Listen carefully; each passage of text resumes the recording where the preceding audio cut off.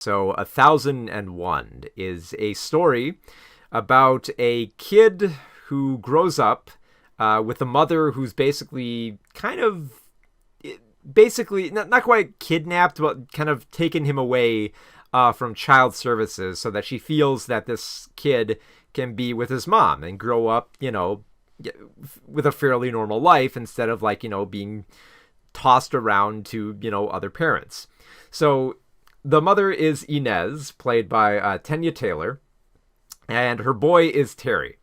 And Inez is a hairdresser who's having some problems, kind of like staying out of trouble, not ended up, trying to keep out of jail, trying to make her life work, and just struggling to keep it together. And she's finding it very hard to do so with her son, Terry, who we meet up in the film when he's 6 years old during the 1990s.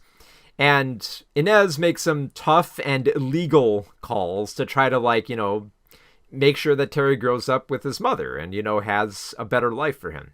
So she tries to make it work. She keeps him inside. She tries to give him a new identity and just tries to make this life work, even though social services want to try to take this away from her.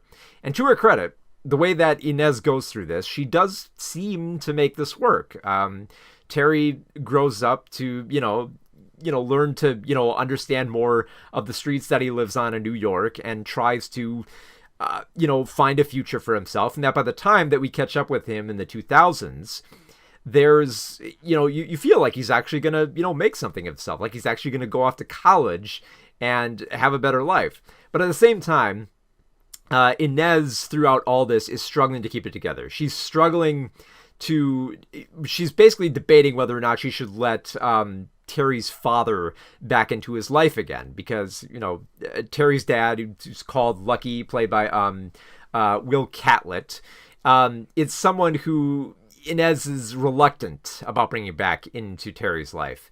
And thankfully, Lucky actually turns out to be a good benefit for Terry. But at the same time, Lucky also realizes that Inez is kind of breaking some rules here. In fact, there's more that she's not telling Terry about all this that could actually damage his future further.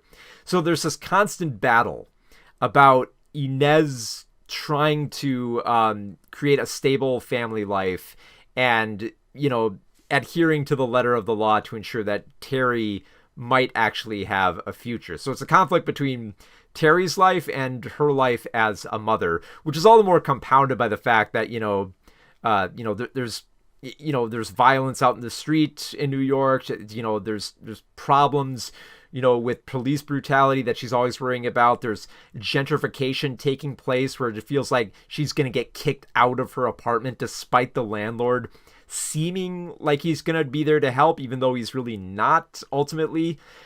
And it's just, there's all these compounding factors that when the film does get to the third act, there's a big surprise that just kind of leads to this very tearful end where it feels like, in the end, as much as you try to do for your kids, there's ultimately going to have to be a sacrifice. And maybe not one you're expecting, or maybe it's one that is coming and that is going to be hard to deny, but it's it's going to happen. And even if you don't know the big twist at the end here, the fact that Inez is kind of breaking some laws by keeping Terry off the books and changing his name and, trying to make this family life work, you can sense that another shoe is going to drop here.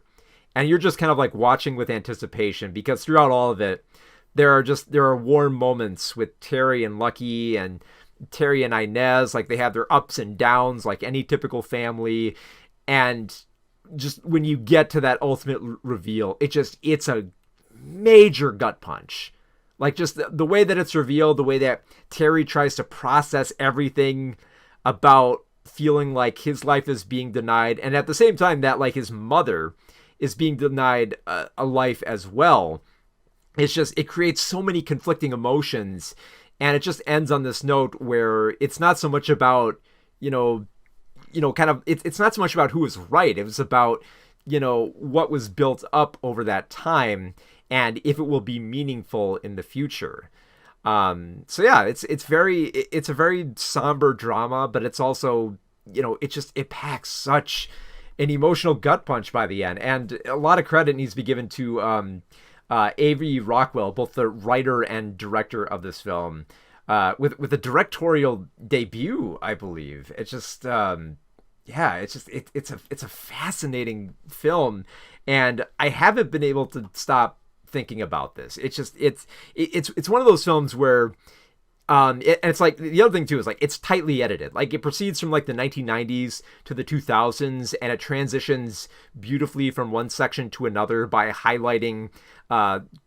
briefly highlighting like echoes of headlines of the era, and showing the passage of time, how the apartment has decayed, and how Terry grows up, and his how he interacts with the world. And it just, you feel like you've seen this coming of age story happen here, where it's both like a mother and a son, where you feel for them both. And ultimately, when you get to that very like emotionally heart-wrenching ending, where you realize they are going to ultimately end up parting ways in this, it knocks it knocks you out, man. And yeah, it's just beautiful filmmaking from Rockwell here, and I can't wait to see what this director does next, because this is beautiful filmmaking, and filmmaking that feels very like personal. Like it feels like a story like this, it'd be so easy to get lost in the weeds of the era, where just like oh, it would harp on 9/11, or it would harp on this case, or this aspect of police brutality. And thankfully, it just becomes kind of like more like the background for the story of a family that is struggling to define itself. So yeah, 1001 is a mesmerizing drama.